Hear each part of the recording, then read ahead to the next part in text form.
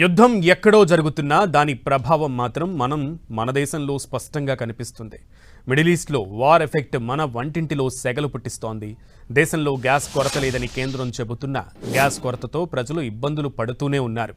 రోజు రోజుకు వెంటాడుతున్న ఈ గ్యాస్ కొరతతో ఈ గ్యాస్ గందరగోళం పీక్స్కు చేరింది. ఓవైపు కమర్షియల్ సిలిండర్లు దొరక్క స్టార్ హోటల్స్, హాస్టల్స్ సహా పలువురు నిర్వాహకులు తీవ్ర ఇబ్బందులు పడుతున్నారు.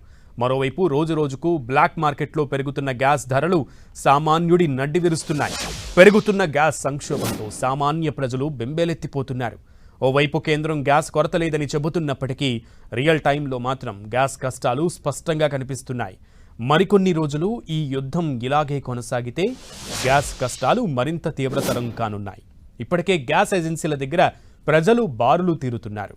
గ్యాస్ దొరక్క ప్రజలు నానా ఇబ్బందులు పడుతున్నారు. పలు గ్యాస్ ఏజెన్సీల దగ్గర కిలోమీటర్ల మేర గ్యాస్ తీసుకునేందుకు వినియోగదారులు ఎదురు చూస్తున్నారు.